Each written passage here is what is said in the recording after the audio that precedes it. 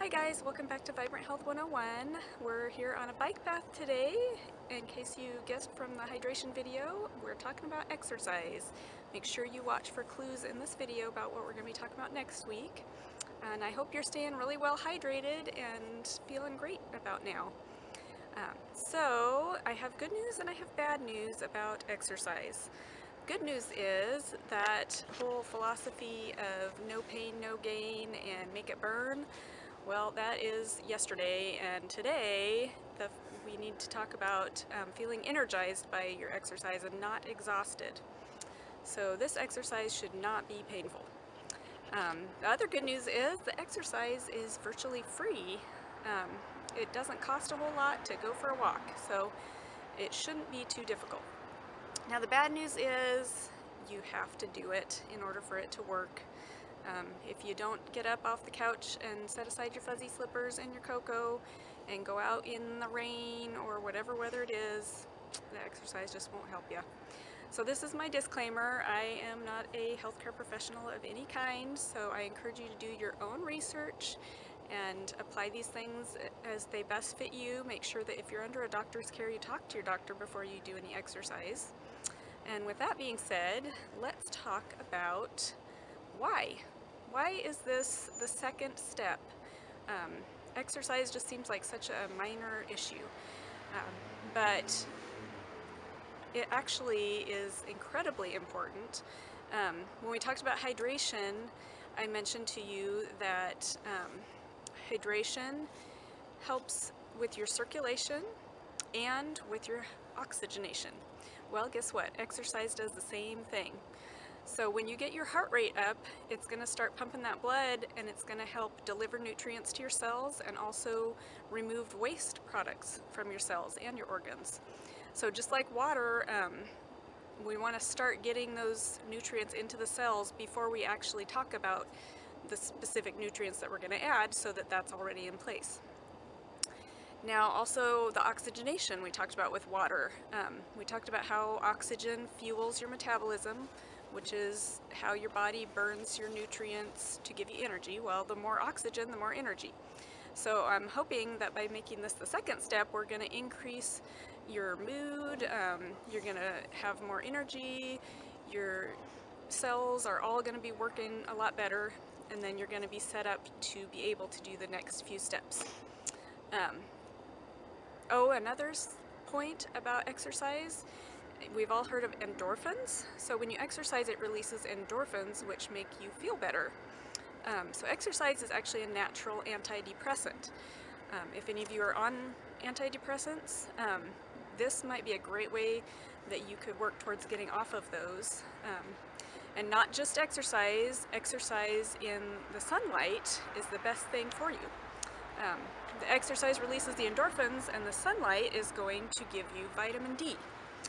Now, one thing that came out of the 80s, well, and it may have started before that, but I'm a product of the 80s, so I know that era well. This idea that we have to cover ourselves with sunscreen every time we go outside, we should not be in the sun whatsoever because we're all going to die of cancer. Well, yes, we don't want to get sunburned, so sunscreen has its place, but this idea that we cannot ever be in the sun has caused people to be depleted in vitamin D. Vitamin D is produced when your skin comes in direct contact with the sun, and if your skin never comes in direct contact with the sun, it cannot produce vitamin D. Vitamin D I've actually heard referred to as more of a hormone than a vitamin because it's something that your body produces. If you get out in the sun often enough, your body will actually store that vitamin D. Like say in the summer, you go spend time in the sun every day, your body stores that up, and then in the winter it has something to draw from. Well, if you never get that store, then the winter comes along and you're even more depleted, and that's why everybody's getting sick all winter long. They're depleting their vitamin D. So we're not just going to talk about aerobic exercise, we're also going to talk about doing it in the sunshine. So vitamin D, it works as also an antidepressant, and it also supports your immune system. So without vitamin D, you get sick. Now, how are we going to go about this? What's the process going to be? First of all, Hippocrates has said that walking is man's best medicine. So we're just going to walk. Now, that sounds kind of lame, right? Because, again, from the 80s, we learned that you have to really push yourself and, knock yourself out in order to get any benefit from exercise. Well, that's actually not entirely true. What happens, and especially these videos are made for people that want to heal. So if you are in a place in your life where you have something to heal from, then over-exercising will actually put more of a strain on your body and make it more difficult to heal. So we do want to increase your heart rate. We do want to increase your oxygen levels, which you can do through a brisk walk. You don't need to, you really don't need to overdo it. So, sorry, technical difficulties. Oh, the other part of why we're doing this first and why we're doing only aerobic exercise and not doing strength workouts at this point is with strength workouts, you're going to need to have some certain nutrients and components to be able to heal from those, and we haven't really talked about those yet. So walking really doesn't tear you down a lot, and if you did the adrenal fatigue test from the introductory video and you are having any adrenal fatigue, then you do not want to tear your body down any more than absolutely necessary, because those adrenals are going to need to heal. So you want to do things that are somewhat restful, and walking really is not going to harm your adrenals. It might feel like you're not doing much, but as long as you're getting your circulation and your oxygen up and you're getting in the sunlight, you really are doing something for yourself. So we're going to do a brisk walk like you're late. You want to get your heart rate up, but you also want to keep it in a certain range that's going to be the best for, it's what they call the fat burning range. Now, my goal doesn't really necessarily have anything to do with fat burning, but that is the range where your body is burning fat for energy. Once you get above that range, you start to burn muscle, which is going to tear you down more and require more healing, which you don't need to require more healing if you're already doing that. Also, once you get up out of that fat burning range, your adrenalines have to kick in to keep you going, and again, if you have adrenal fatigue, you don't want that.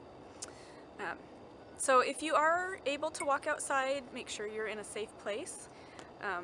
Make sure it's a nice walking path or a sidewalk. If you're in the country somewhere where you're walking by the side of a road, make sure you walk towards traffic so you can see them coming and get out of the way.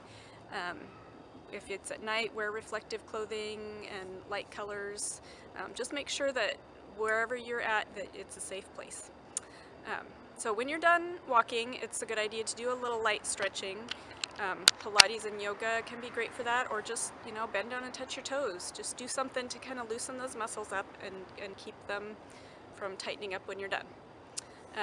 If you can't walk, and there are some people that are not able, one gal I've talked to has had hip surgery and it hurts her to walk. So for her, it's actually better to jog. And that's perfectly fine as long as you can keep your heart rate in that fat burning range or close to it, so you're not tearing yourself down too much. So that's one other thing you could do. Jog, you could bike ride, you could do a kind of a slow swim, dance, or there's plenty of videos on the internet that you could look up to find low impact and fat burning range type exercises. So just while you're healing, try to start with something fairly mild. Once we get farther along in the process, and maybe you're not too bad off and you feel like you can do more, that's up to you. So the second aspect to this is I want you to make sure that you're getting outside at least 10 to 15 minutes a day.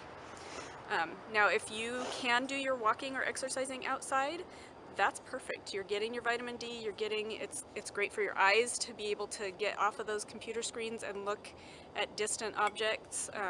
The eye doctor has actually told us that that's restful. Okay, so if you cannot get outside for whatever reason, maybe you're at work all day when the sun is out and you can't, you know, you get home and it's dark. So maybe spend 10 or 15 minutes on your break sitting outside and eating in the sunlight. Or if you just cannot get in the sunlight, or maybe during the winter when there is no sunlight, you might need to take vitamin D supplements. And I would encourage you to check with a doctor, do some research on that, because vitamin D is a fat-soluble vitamin, which means you can overdose on it. In our area, the Pacific Northwest, the doctors have said you almost can't overdose on it because the sun doesn't really come out in the wintertime. It's all cloudy. So it's been recommended to me that 2,000 IU a day in our area is perfectly fine. So when there is no sun, go ahead and take that supplement because it will help you with the immune system and the depression that comes in the winter without it. So here's the summary. What are we going to add? So this week, on top of your hydration, I want you to keep working on hydrating and keep drinking that water. We're going to add a daily walk, or as often as you can. I know it's not necessarily feasible for everybody to get out every day, but start small, 5 to 10 minutes if that's what you need, and work up to a minimum of half an hour 3 times a week, and 45 minutes to an hour is even better, but a minimum of half an hour. And then also add in 10 to 15 minutes of direct sunlight. You can combine that with your exercise, or if you can't do it that way, just go sit out in the sun. Or a vitamin D supplement if you can't do that. What to eliminate? Well, the only thing really to eliminate this week is sunscreen for that 10 to 15 minutes. And then if you want to put it on after that, go right ahead. I do have a new technique for you to learn, and that is the heart rate. So I want to teach you how to find that fat burning heart rate so you know what range to keep it in. So you might want a pencil and paper for this one. If you are a male, you want to take the number 220 and subtract your age. If you're a female, it's 226 and subtract your age. Now that gives you the maximum heart rate, beats per minute, while you're exercising. You don't want to go over that. I don't know what would happen. Your heart might explode and you die. No, I don't know. Now once you have that maximum heart rate number, the fat burning range is between 60 and 70% of that maximum heart rate. So multiply your maximum heart rate times 0.6 and 0.7, and that's your lowest heart rate and your highest heart rate for the fat burning range. Once you have that fat burning range, that's how many beats per minute you want. So when you're out for a walk, in order to figure that out, you're going to divide your range by 6, because that's going to give you a 10-second count. And then you take your watch or your phone or whatever you have with a timer on it. You're going to hold up 2 fingers on your wrist here. I'm not sure if you can see that, but you could either do it on your wrist or you can do it on your neck, and find your pulse and count that for 10 seconds and then multiply. No, you don't have to multiply, sorry. You already divided it by 6, so that's your 10-second count. So you only want to do it for 10 seconds because you don't want to drop your heart rate you don't want to stop exercising too long and your heart rate drop out of that range. So just every once in a while you're walking, stop for 10 seconds, take your pulse, and see if it's in that range. I hope that's clear. If not, comment down below and I'll try to clarify. So that's it for this week. I hope you get out there and get some sunlight, get some exercise. I hope you're feeling great after this week, and that then we can start moving on to the next topic, which will start to be adding in some of those components that'll help you rebuild. So feel free to comment below. Let me know if there's things that you want me to talk about, things you don't want me to talk about. If you guys don't want to hear so much sciencey stuff, let me know. And I'd love to hear how you guys are doing with this. If it's helping you, if you're feeling better, how's it going with the hydration, how's it going with the exercise, go ahead and comment below and let me know those things. And if you do want to get notification whenever I make a video, go ahead and subscribe. Just click the little subscribe button, and then it'll let you know every time a And video comes out. hit the bell button so you get notifications. Oh, and I guess there's a bell button that you need to hit to get notifications. I didn't know that. So that will notify you then whenever I make a video, so you can watch it. And then, what's the other thing? Oh yeah, you have to share if you know people that you think could benefit from this. Go ahead and share a link with them. So thanks for joining me, and I will see you next week. Bye.